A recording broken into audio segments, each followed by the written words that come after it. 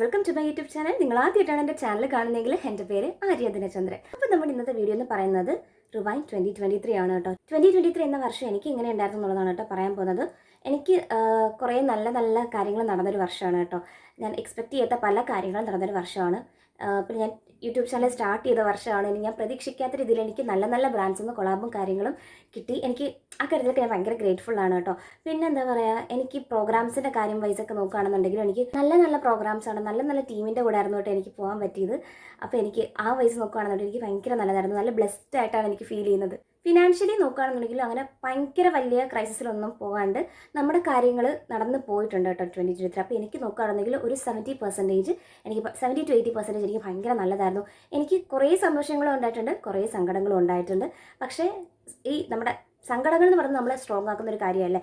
അപ്പം അത് നോക്കുകയാണെന്നുണ്ടെങ്കിൽ എന്നെ ഈ വർഷം കുറേ സ്ട്രോങ് ആക്കിയിട്ടേ ഉള്ളൂ. ഈ വർഷം സ്റ്റാർട്ട് ചെയ്ത ടൈം എന്ന് പറയുന്നത് ഞാൻ കുറച്ച് ഡിപ്രസ്ഡ് ആയിട്ടിരുന്നൊരു ടൈമായിരുന്നു കേട്ടോ. അപ്പോൾ പ്രതീക്ഷിച്ച പോലെ കാര്യങ്ങളൊന്നും നടക്കാണ്ട് വന്നപ്പോഴത്തേക്ക് കുറച്ചേറെ ഞാനൊരു ഡിപ്രസ്ഡ് ആകത്തൊരു സ്റ്റേറ്റ് ആയിരുന്നു. അവിടുന്ന് ഞാൻ പിന്നെ ഇങ്ങനെ സ്ട്രെങ്ത്തൊക്കെ ആർജിച്ച് ഇങ്ങനെ ഞാൻ മാക്സിമം എന്നെ തന്നെ ഇങ്ങനെ പുഷ് ചെയ്തുകൊണ്ടിരുന്നൊരു ടൈമായിരുന്നു. അപ്പോൾ ആദ്യത്തെ ഒരു 3 മാസം എനിക്ക് അങ്ങനെ ഭയങ്കര എന്താ പറയുക ഹാപ്പിനെസ്സോ അങ്ങനെയൊന്നുമില്ല, എന്നാലും ഹാപ്പി ആയിരുന്നു. അതിന് മുന്നത്തെ വർഷത്തെ വെച്ച് നോക്കുകയാണെന്നുണ്ടെങ്കിൽ ഈ വർഷം ഞാൻ ഭയങ്കര ഹാപ്പി ആയിരുന്നു. എനിക്ക് കുറേ ശാന്തതയുണ്ടായിരുന്നു, കുറേ സമാധാനം ഉണ്ടായിരുന്നു. അതാണ് നമുക്ക് വേണ്ട കാര്യങ്ങൾ. കുറേ നാളിന് ശേഷം ജനുവരിയിലാണ് ഞാൻ ഒന്ന് വെളിയിലോകൊക്കെ കണ്ടത്. ഒന്ന് ബീച്ച് കാണുക അല്ലെങ്കിൽ അങ്ങനെയൊക്കെ ഫ്രണ്ട്സുമായിട്ടൊരു എന്താ പറയുക ഒന്ന് കറങ്ങാൻ പോവുക, അതൊക്കെ ഉണ്ടായത് ജനുവരിയിലാണ് കേട്ടോ. അപ്പോൾ എനിക്ക് കുറേയൊക്കെ ഞാൻ ബെറ്ററായി ഫീൽ ചെയ്യുന്നുണ്ട്. പക്ഷേ എന്നാലും ഞാൻ ആ സമയം എന്നെ തന്നെ ഭയങ്കരമായിട്ട് ഇങ്ങനെ പുഷ് ചെയ്യുന്ന ഒരു ടൈമായിരുന്നു. ഞാൻ അതിന് മുന്നത്തെ ആ ഒരു വർഷത്തെ എക്സ്പീരിയൻസ് കൊണ്ടായിരിക്കും ഞാൻ ഇങ്ങനെ ചില ദിവസം കിടക്കാൻ നേരത്തെ ഇങ്ങനെ പ്രാർത്ഥിച്ചിട്ടുണ്ട്, ദൈവം ഇന്ന് എഴുതേക്കുമ്പോൾ അടുത്ത ദിവസം എനിക്ക് ശ്വാസം കാണലേന്ന്. അത്ര പറഞ്ഞറിയിക്കാൻ പറ്റാത്ത അത്ര വിഷമങ്ങളും അതിലൂടെയാണ് നമ്മൾ കടന്നു പോയത്. അപ്പോൾ ആ ഒരു ജനുവരി ആ ഒരു ഫേസ് എന്ന് പറഞ്ഞു കഴിഞ്ഞാൽ എനിക്ക് കുറച്ച് ഞാൻ ഭേദമായി വരുന്നുണ്ടെങ്കിലും എനിക്ക് ആ പണ്ടത്തെ കാര്യങ്ങൾ ഇങ്ങനെ എന്നെ ഭയങ്കരമായിട്ട് പിന്നെയും വിഷമിച്ച് അങ്ങനെ ഇരിക്കുന്നൊരു സമയമായിരുന്നു. ഫെബ്രുവരി മാർച്ചൊന്നും എനിക്ക് അങ്ങനെ വലിയ കുഴപ്പമില്ല എന്നൊക്കെ പോയി. പക്ഷേ മാർച്ചിൽ വന്നപ്പോഴത്തേക്ക് എനിക്കൊരു പ്രോഗ്രാം വന്നു കേട്ടോ. അത് ഇഷാൻ ചേട്ടൻ്റെ കൂടെ ആയിരുന്നു. അപ്പോൾ എനിക്കത് ഭയങ്കര ഹാപ്പിയായിട്ട് എനിക്ക് തോന്നി. ആ ഒരു കോൾ വന്നപ്പോഴത്തേക്ക് കുറേ നാളിന് ശേഷം ഞാനും അച്ഛനും അമ്മയും കൂടെ നമ്മൾ ഒരു സ്ഥലത്തേക്ക് പോയത് അന്നായിരുന്നു കേട്ടോ. അതും എനിക്ക് ഭയങ്കര ഹാപ്പിനെസ് എന്നൊരു കാര്യമാണ്. ആ പ്രോഗ്രാമും കുറേ നല്ല കോൺടാക്ട്സ് കിട്ടി, കുറേ നല്ല ആളുകളെ പരിചയപ്പെടാൻ പറ്റി. നമ്മുടെ ആ ഒരു പാട്ടെന്ന് പറഞ്ഞ ഒരു കാര്യത്തിൽ എനിക്ക് കുറേ കൂടി ഇമ്പ്രൂവ് ചെയ്യാൻ പറ്റിയ ഒരു ഇതായിരുന്നു. കുറച്ച് നല്ല കോൺടാക്ട്സ് കിട്ടി കേട്ടോ ആ ഒരു ഇതിനകത്തുനിന്ന്. പിന്നെ ഏപ്രിൽ മെയ് ഒക്കെ നമ്മുടെ നോർമലായിട്ട് ഇങ്ങനെ പോയിരുന്നു. ഞാനിവിടെ പാട്ട് ക്ലാസ്, ഡാൻസ് ക്ലാസ്, നമ്മുടെ വയലിൻ ക്ലാസ്, പിന്നെ ട്യൂഷൻ എടുക്കുക, അങ്ങനത്തെ എൻ്റെ പരിപാടി കാര്യങ്ങളൊക്കെ നടന്നു പോയിക്കൊണ്ടിരുന്നു. പിന്നെ ഒരു മെയ് ജൂൺ ഇതൊക്കെ നോർമലായിട്ട് ഇങ്ങനെ പോയിക്കൊണ്ടിരിക്കുകയായിരുന്നു. ജൂലൈ ഓഗസ്റ്റ് ഒക്കെ ആയപ്പോൾ നമ്മുടെ യൂട്യൂബ് ചാനൽ അത്യാവശ്യം എന്താ പറയുന്നത് എക്സ്പെക്റ്റ് ചെയ്യാത്ത രീതിയിൽ കയറി തുടങ്ങി. അതേ സമയം തന്നെ എനിക്ക് സാരിഗമപയിൽ കിട്ടിയിട്ടുണ്ടായിരുന്നു. അതിൽ ടോപ്പ് 35 വന്നു. എനിക്ക് മെയിനിൽ കിട്ടിയില്ല, കാരണം കൊണ്ടടിച്ച പനിയായിരുന്നു, ഒരു രക്ഷയില്ലാത്ത പനിയായിരുന്നു എനിക്ക് ആ ടൈമിൽ. സെയിം ടൈമിൽ തന്നെ അമ്മൂമ്മയ്ക്ക് അറ്റാക്ക് ആയിട്ട് അമ്മൂമ്മ കുറേത് ഒരു 10 ദിവസത്തോളം വണ്ടാനം മെഡിക്കൽ കോളേജിലായിരുന്നു. അപ്പോൾ അതെല്ലാം കൂടെ ആയിക്കഴിഞ്ഞപ്പോഴത്തേക്ക് എനിക്ക് ആകെ മൊത്തം അങ്ങ് ഒരുമാതിരി ഒരു മാനസികാവസ്ഥയായിരുന്നു. ഒന്നാമത് എൻ്റെ ഒരു പ്രശ്നം എന്ന് പറഞ്ഞു കഴിഞ്ഞാൽ ഞാൻ ഭയങ്കര ഇമോഷണലി ഭയങ്കര വീക്കായിട്ടുള്ളൊരു പേഴ്സണാണ്. എന്നാൽ സ്ട്രോങ്ങും ആണ്. ഞാൻ എല്ലാ കാര്യം ഞാൻ സർവൈവ് ചെയ്യുകയും ചെയ്യും. പക്ഷേ ഞാൻ ഇമോഷണലി ഭയങ്കര ഒരു വൃത്തികെട്ട രീതിയിൽ വൾണറബിളാണ്. ഒരു കാര്യം ഒരു പെയിൻ എനിക്ക് ഉണ്ടായിക്കഴിഞ്ഞാൽ അതിങ്ങനെ കുറേ നാളെടുക്കും ഇങ്ങനെ. അതൊക്കെ കൊണ്ടാണ് ഈ 2023 ഒരു പാട്ട് പോലും ഞാൻ ഒരു സോഷ്യൽ മീഡിയയിലോ ഒന്നിലും ഞാൻ പാടിയിട്ടിട്ടില്ല. അപ്പം കുറേ കാര്യങ്ങൾ നമ്മൾ ചെറിയ കാര്യങ്ങളായിരിക്കും അതിനെ ഭയങ്കരമായിട്ട് ഇങ്ങനെ എനിക്ക് പെയിൻ തരുന്ന കാര്യങ്ങളായിരുന്നു. അപ്പം ഞാൻ എന്നെ തന്നെ ഇങ്ങനെ ഒരു തരത്തിൽ പറഞ്ഞാൽ ശിക്ഷിച്ചു എന്ന് വേണമെങ്കിൽ പറയാം. പക്ഷേ അതിൻ്റെ ആവശ്യമൊന്നും ഇല്ലായിരുന്നു. ഇപ്പം എനിക്ക് തിരിഞ്ഞു നോക്കുമ്പോഴത്തേക്കും ഒരു ആവശ്യമില്ലായിരുന്നു. കാരണം നമ്മൾ അങ്ങനെ നിന്നിട്ട് നമുക്ക് തന്നെ നഷ്ടം ഉണ്ടാകത്തുള്ളൂ, അല്ലാതെ ബാക്കി ആർക്കും ഒരു കാര്യമില്ല. അവരൊക്കെ അവരവരുടെ കാര്യങ്ങൾ നോക്കി പോകും. നമ്മളൊരു കമ്പാനിയൻഷിപ്പ് ആഗ്രഹിക്കുമ്പോഴത്തേക്ക് അവരവരുടെ കാര്യങ്ങൾ തന്നെ എന്തായാലും വരുന്നത്. നമ്മളങ്ങനെ നോക്കി നിൽക്കരുത്. നമ്മുടെ സ്വന്തം കാര്യം നോക്കി നിൽക്കുക എന്നുള്ളതാണ് ചെയ്യാനുള്ളത്. അതെനിക്ക് ഈ ഒരു ലൈഫിൽ നിന്ന് അല്ല ഈ ഒരു വർഷത്തിൽ നിന്ന് ഞാൻ പഠിച്ചൊരു പാഠമാണ്. പിന്നെ ഹരീഷ് ശിവരാമകൃഷ്ണൻ സാറിനെ കാണാൻ പറ്റി. എനിക്ക് ഭയങ്കര ആഗ്രഹമായിരുന്നു. എൻ്റെ 11 വയസ്സ് തൊട്ടുള്ള ആഗ്രഹമായിരുന്നു. 11 ഞാൻ 9ാമത്തെ വയസ്സിലാണ് ആദ്യമായിട്ട് പാട്ട് കേൾക്കുന്നത്. പുള്ളിയുടെ ബാൻഡിൻ്റെ ലക്ഷ്യപാതി എന്ന് 9-10 വയസ്സുള്ളപ്പോഴാണ് കേൾക്കുന്നത്. അത് ഞാൻ പഠിച്ച ഡാൻസ് ക്ലാസ്സിലെ മിസ്സിൻ്റെ മോൻ കാർത്തിചേട്ടനായിരുന്നു എന്നെ അത് കേൾപ്പിച്ച് തന്നിട്ടുണ്ടായിരുന്നു. അപ്പോൾ എനിക്കിങ്ങനെ ഈ വോയിസ് ഭയങ്കരമായിട്ട് ഇഷ്ടമായിട്ട് എനിക്ക് എന്തെങ്കിലും കാണണമെന്നൊരാഗ്രഹം ഉണ്ടായിരുന്നു. അങ്ങനെ ഇങ്ങനെ വന്നപ്പോഴാണ് അകം ബാൻഡിൻ്റെ കാര്യങ്ങളൊക്കെ അറിഞ്ഞു. എൻ്റെ ഏറ്റവും ഫേവറേറ്റ് ബാൻഡാണ് കേട്ടോ അകം എന്ന് പറയുന്നത്. അപ്പോൾ ഞാൻ ഇങ്ങനെ കാണണമെന്ന് വിചാരിച്ചപ്പോൾ നമ്മുടെ ചേർത്തലയിൽ വന്നിട്ടുണ്ടായിരുന്നു. അപ്പോൾ എനിക്ക് കാണാനൊക്കെ പറ്റി, എനിക്കിങ്ങനെ സംസാരിക്കാൻ പറ്റി. എനിക്ക് ഭയങ്കര ഭാഗ്യമായിരുന്നു. ഭയങ്കര ഹാപ്പിനെസ് ആയിരുന്നു. ഒരു ദിവസം ഞാൻ നിലത്തുകൂടല്ലായിരുന്നു, അത്ര ഹാപ്പിനെസ് ആയിരുന്നു. പിന്നെ അതൊക്കെ കഴിഞ്ഞ് ഒരു ഓഗസ്റ്റ് സെപ്റ്റംബർ ഒക്ടോബർ ഒക്കെ എനിക്ക് നന്നായിട്ട് പോയി. എൻ്റെ ബർത്ത്ഡേ മന്ത് ഞാൻ പറയാമല്ലോ, ഞാൻ തന്നെ എനിക്ക് വേണ്ടി എപ്പോഴും കുറച്ച് ക്യാഷ് മാറ്റി വയ്ക്കും എനിക്ക് സാധനങ്ങൾ മേടിക്കാൻ, എൻ്റെ ഹാപ്പിനെസ്സിന് വേണ്ടിയിട്ട്. അതേപോലെ എനിക്ക് ഇഷ്ടമുള്ള ആളുകൾക്ക് വേണ്ടിയിട്ട് ഞാനൊരു ഇയർ തുടങ്ങുമ്പോൾ തന്നെ സേവ് ചെയ്യാനായിട്ട് തുടങ്ങും. ഇത്ര പേര് ഞാൻ ചേർത്ത് പിടിക്കുന്നു, അത്രയും പേർക്ക് എന്തെങ്കിലുമൊക്കെ ഒരു കുഞ്ഞ് ടോക്കൺ ഓഫ് ലവ് എന്നുള്ള രീതിയിൽ കൊടുക്കാൻ വേണ്ടിയിട്ട് ഞാനിങ്ങനെ ആ ഒരു വർഷത്തിൻ്റെ ബിഗിനിങ് തൊട്ട് ഞാനിങ്ങനെ സേവ് ചെയ്ത് തുടങ്ങും കേട്ടോ. അതേപോലെ ഞാൻ എനിക്കും മാറ്റി വയ്ക്കും. എൻ്റെ കാര്യം ഞാൻ മറക്കാറില്ല. സെൽഫ് ലവ് അത് മുഖ്യം തന്നെയാണ്. അപ്പോൾ അങ്ങനെ എനിക്ക് എൻ്റെ ആ ഒരു ബർത്ത്ഡേ വന്ന് ഭയങ്കര ഹാപ്പിനെസ് ആയിരുന്നു. അതേ കണക്കാണ് സെപ്റ്റംബർ ഒക്ടോബർ എനിക്ക് ഭയങ്കര നല്ലതായിട്ട് എനിക്ക് തോന്നി കേട്ടോ. എൻ്റെ ആ ബർത്ത്ഡേ മന്തിൽ ഞാൻ ഒട്ടും എക്സ്പെക്ട് ചെയ്യാണ്ട് എനിക്ക് ഭയങ്കര സർപ്രൈസ് ആയിട്ട് എൻ്റെ ബർത്ത്ഡേ നമ്മൾ ആഘോഷിക്കുകയൊക്കെ ചെയ്തു കേട്ടോ. അപ്പോൾ എൻ്റെ ഫ്രണ്ട്സ് ഞാൻ എക്സ്പെക്റ്റ് പോലും ചെയ്തിട്ടുണ്ടായിരുന്നില്ല. അവർ വന്നു, ഗിഫ്റ്റൊക്കെ തന്നു. അപ്പോൾ ഞാൻ ആകെപ്പാടി ഇങ്ങനെ മുനി ഭയങ്കര ഹാപ്പി ആയിരുന്നു. ഭയങ്കര ഹാപ്പി എന്ന് പറഞ്ഞാൽ എനിക്ക് പറഞ്ഞറിയിക്കാൻ പറ്റും അത്രയും സന്തോഷം ഉണ്ടായിരുന്നു. ആ ഒരു മാസം ഭയങ്കര അടിപൊളിയായിരുന്നു. പിന്നെ അത് മാത്രമല്ല, എനിക്കൊരു കോൾ വന്നിട്ടുണ്ടായിരുന്നു. ആ കോളിൽ ഞാൻ ഒട്ടും എക്സ്പെക്റ്റ് ചെയ്യാത്തൊരു കോളായിരുന്നു.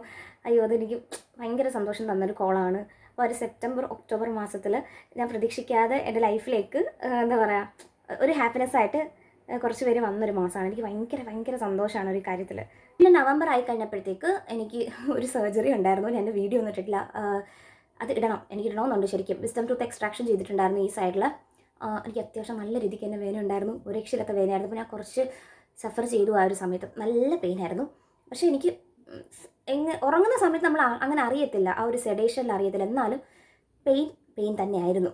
അപ്പോൾ അതൊക്കെ കഴിഞ്ഞ് പിന്നെ ഡിസംബർ ആയി കഴിഞ്ഞപ്പോഴത്തേക്ക് എനിക്ക് പിന്നെയും പ്രോഗ്രാം വന്നു. നമ്മൾ സൈനവർ ചേച്ചിയൊക്കെ കണ്ടു. ഡിസംബർ ഫസ്റ്റ് വീക്കിൽ നമുക്ക് പരിപാടി ഉണ്ടായിരുന്നു ഒരേ നില. അപ്പം എനിക്ക് കുഞ്ഞിലെ തൊട്ടുള്ള ഭയങ്കര ആഗ്രഹമായിരുന്നു. എനിക്ക് സൈനവർ ചേച്ചിയുടെ സൗണ്ട് ഭയങ്കര ഇഷ്ടമാണ്. ഓ ജനുവരി എന്ന് പറഞ്ഞിട്ടൊരു സോങ് ഉണ്ട്. അത് കേട്ടപ്പോൾ എനിക്ക് ഭയങ്കര ഇഷ്ടമാണ്. മോഡുലേഷൻസ് ഒക്കെ എനിക്ക് ഭയങ്കര ഇഷ്ടമാണ്. അപ്പോൾ എനിക്ക് എന്തെങ്കിലും കാണണം അങ്ങനെയൊക്കെ ഉണ്ടായിരുന്നു. നമ്മൾ എപ്പോഴാണെങ്കിലും നമ്മളൊരു സിംഗർ ആയതുകൊണ്ട് തന്നെ ഇങ്ങനത്തുള്ള ടാലൻസിനെ കാണുമ്പോൾ അല്ലെങ്കിൽ സിംഗേഴ്സിനെ കാണുമ്പോൾ നമുക്ക് ഭയങ്കര ഒരു ഇതാണ്. എനിക്ക് അവരുടെ കൂടെ ഇൻട്രാക്ട് ചെയ്യാൻ പറ്റി, നല്ല കുറച്ച് ടൈം സ്പെൻഡ് ചെയ്യാൻ പറ്റി. അതൊക്കെ ഭയങ്കര ആഗ്രഹം, ഭയങ്കര സന്തോഷമായിരുന്നു ആ ഒരു സമയമൊക്കെ. കുറേ കൂടെ നമുക്ക് നന്നായിട്ട് ബെറ്റർ ആകാൻ പറ്റി. കുറേ നല്ല ഹാപ്പി മൊമെൻറ്റ്സ് എന്ന് പറഞ്ഞു കഴിഞ്ഞാൽ ഭയങ്കര ഹാപ്പി മൊമെൻറ്റ്സ് ആയിരുന്നു എനിക്ക് ഡിസംബറിൽ. ഞാൻ അത്രയും ആഘോഷ ദിവസങ്ങളാണ്. മൊത്തത്തിൽ നോക്കുകയാണെന്നുണ്ടെങ്കിൽ ഈ ഒരു ഇയർ എനിക്ക് തട്ടിയും മുട്ടിയും വലിയ പ്രശ്നങ്ങളൊന്നും ഇല്ലാണ്ട് ഇങ്ങനെയൊക്കെ ഞാനങ്ങ് പോയി. 2022 പോലെ എനിക്ക് 2023 അങ്ങനെ വലിയ പണിയൊന്നും തന്നിട്ടില്ല.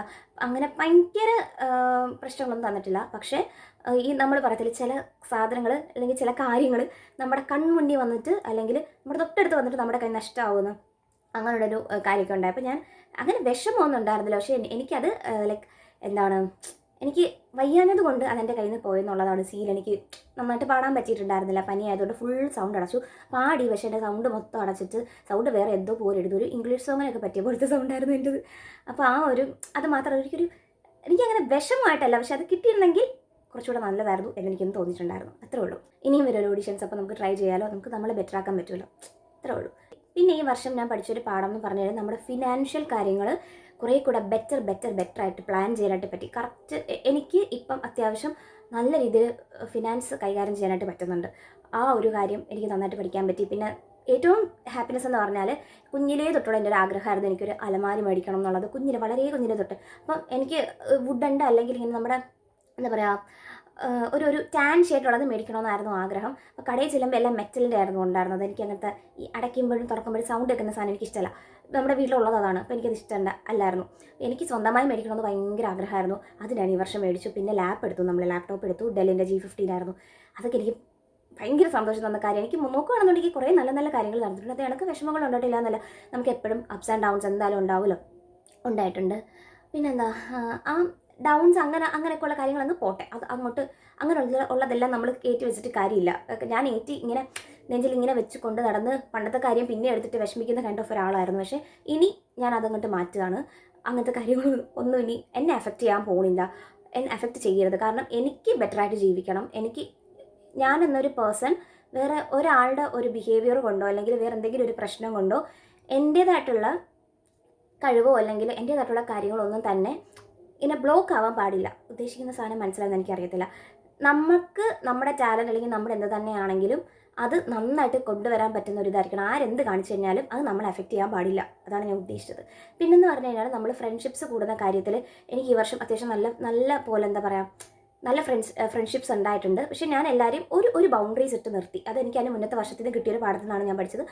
അത്യാവശ്യം ഒരു ബൗണ്ടറീസ് ഇട്ട് നിർത്തി. പിന്നെ അല്ലാത്തുള്ള ഈ ഫ്രണ്ട്ഷിപ്സ് ഉണ്ടല്ലോ, ഈ ഫേക്ക് ഫ്രണ്ട്സ് അങ്ങനെയുള്ളവരെ നമുക്ക് അറിയാൻ പറ്റത്തില്ല. നമ്മുടെ കൂടെ നിന്ന് നമ്മുടെ കൂടെ ചിരിച്ച് സന്തോഷിച്ച് നിൽക്കുന്ന ആളുകൾ ഒന്നങ്ങോട്ട് മാറിക്കഴിയുമ്പം നമ്മളെക്കുറിച്ച് തന്നെ മോശം പറയും. ആളുകൾ അങ്ങനെയാണ്. അതൊന്ന് മനസ്സിലാക്കണം. അതിപ്പോൾ ആരായാലും, ചിലപ്പോൾ ഞാനായാലും അങ്ങനെ ആയിരിക്കാം. നമ്മൾ പറയുന്നില്ല, ഞാനങ്ങ് ഭയങ്കര സൂപ്പറാണെന്നൊന്നുമല്ല പറയുന്നത്. പക്ഷേ പറയുന്ന കാര്യത്തിന് കുറച്ചൊക്കെ ഒരു ജെന്യൂനെസ് വേണം.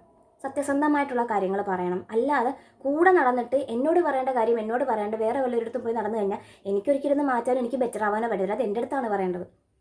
അപ്പം അങ്ങനത്തെ കുറച്ച് കാര്യങ്ങൾ നമ്മൾ ഓരോ റിലേഷൻഷിപ്പിൽ നിന്ന് ഫ്രണ്ട്ഷിപ്സ് എന്നൊക്കെ നമ്മൾ മനസ്സിലാക്കുമ്പോഴത്തേക്ക് നമ്മൾ അങ്ങോട്ട് ആ ഒരു ബൗണ്ടറീസ് നമ്മൾ തന്നെ ഇട്ട് തുടങ്ങും. അതാണ് അതിൻ്റെ സത്യം.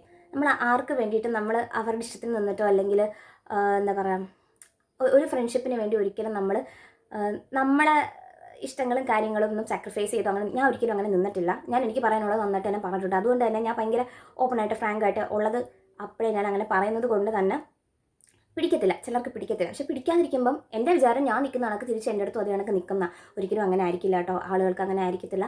അവർ ഒരു പോയിന്റ് കഴിയുമ്പോഴത്തേക്ക് അവർ ഈ വേറൊരാളെ കുറിച്ച് പറയുന്നത് നാളെ എന്നെക്കുറിച്ചും പറയാം, അല്ലെങ്കിൽ നിങ്ങളെക്കുറിച്ചും പറയാം.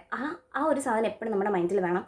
അപ്പം എല്ലാവരെയും ഒരു കൈ അകലെ നിർത്തുകയാണെന്നുണ്ടെങ്കിൽ നമുക്ക് നല്ലത്. ഈ fake friends, so called fake friends എന്ന് പറയുന്ന ആളുകളെ നമ്മളൊന്ന് സൂക്ഷിച്ചു കഴിഞ്ഞാൽ നമ്മുടെ ലൈഫ് കുറേ ബെറ്റർ ആവും. കാരണം നമ്മുടെ ഒരു നല്ലതിൽ നമ്മുടെ കൂടെ സന്തോഷം കണ്ടെത്തി നമ്മുടെ കൂടെ നിൽക്കുന്നവരാണ് ശരിക്കും പറഞ്ഞാൽ ഫ്രണ്ട്സ്.